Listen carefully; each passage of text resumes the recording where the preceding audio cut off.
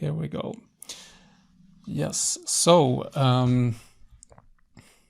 drawing desire, that's what I've been doing in the past, during my research. So that's what I'm going to talk about. Here is a little outline. I will explain a little bit about my topic, which is called shota. I will recount some of my findings, and then I will get into drawing as a method, which is connected to overcoming certain fears, and then I will have a little conclusion.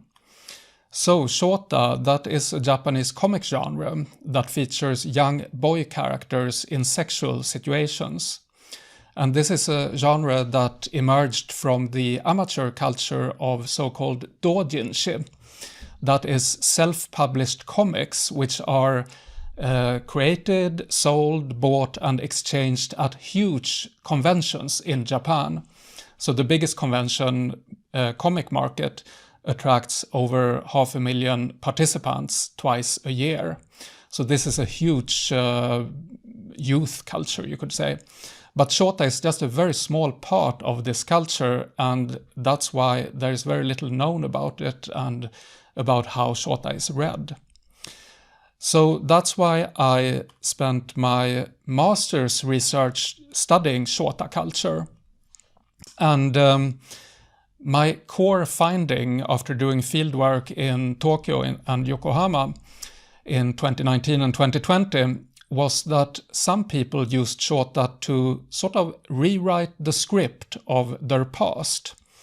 Especially a young gay man said that his growing up was not particularly traumatic, nothing terrible happened, but it was uneventful and maybe he would have wanted things to happen. And by reading and drawing shota, that lets him, that can make those things happen now that he's an adult, but it happens in the fantasy world of shota. Because it is about being within the mainstream script or outside the mainstream script. The mainstream script, as I call it, that's how the growing up is for most people. But if you are outside this script, like the first kiss, dancing at a disco and stuff like that, if you're outside of that, you can get the feeling that you are missing out. And that can be for various reasons, but in this case it was because he self-identified as a gay man. Some of my research participants were articulate about this, but for some of them it was a more intuitive. They expressed it more intuitively. They referred to words like nostalgia and also growth, as in the period of puberty.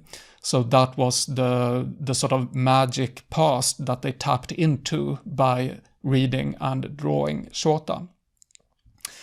And as I talked to my research participants, I realized that I could relate personally to what they were telling me, because my growing up was also not traumatic in any way, but I understood what they meant when they said that they wanted certain things to happen and that shota could make that happen.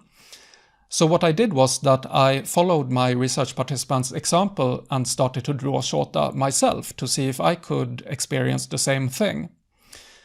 And that's what you can see here. So I drew a boy.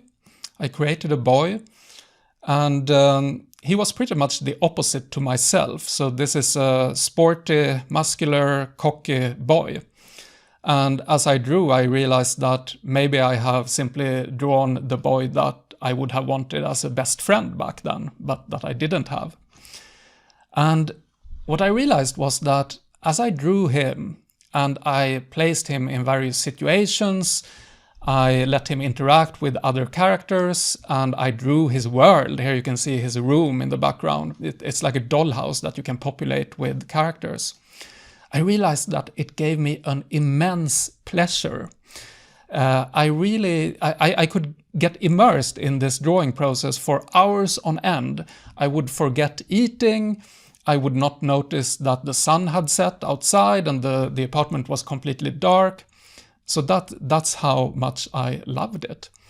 But even more importantly, drawing like this gave me an understanding of what my research participants had talked about in our semi-structured interviews. And Audre Lorde has written that the erotic cannot be felt secondhand.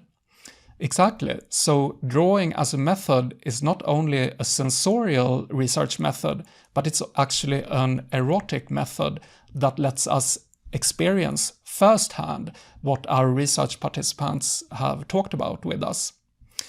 So in that sense, I think that drawing as a method is very powerful. It can be used as a powerful tool in research. However, it is also connected with certain fears, because in Japan, shota is quite an unknown genre. But it is also discussed in the English-speaking world on the internet outside Japan. And there it is assumed that people who like shota are pedophiles, or at least latent pedophiles. And that is an assumption both among critics and also among shota fans themselves. So there is a very strong focus on sexualities and the idea that everyone has an inborn sexuality. That is not the case in Japan, in my view. But in Japan, there's other types of criticism, like, for example, that if you are a man who consume or overconsume certain comics, then you are not living up to the traditional male norm. But there is not an understanding that reading certain comics or that extreme contents in certain comics reflect who you are as a being or something like that. So in other words, shota exists in a culture in Japan.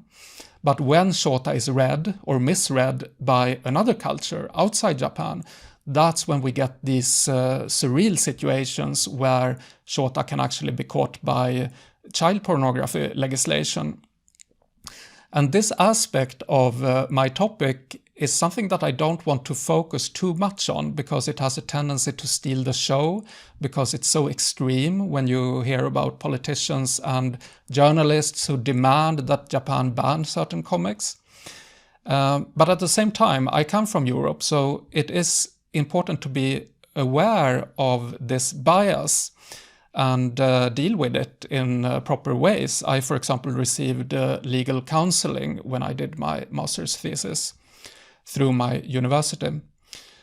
So I want to conclude by saying that, first of all, drawing as a method can give us an embodied understanding of things that otherwise would not be understood in that way. And that's a very powerful tool if it is used in the right way. Because, as I said, there are fears to overcome, and that is not only the legal obstacles and fears of the social stigma, but maybe also personal fears about looking into ourselves. We can't be afraid of our own desire if we're going to do this kind of research. Patrick W. Galbraith, he has researched lolicon, which is the female equivalent of shota. So it contains young girl characters. And he has used the expression of shared imaginations, because the question is, why can we not just keep our fantasies to ourselves? Why the urge to share them in these self-published doujinshi at conventions, or by uploading illustrations to an illustration sharing website? Well, Galbraith writes that it creates a feeling of oneness, or ittaikan, and maybe that makes us feel less alone. And to quote Audre Lorde again, she wrote that the need for sharing deep feeling is a human need. And that is obvious, but it's also very beautiful, because we all need to share deep feeling, and maybe shota can be a proxy for that for some people. I think that's very beautiful, so I would suggest that we all create our impossible worlds and share them with each other.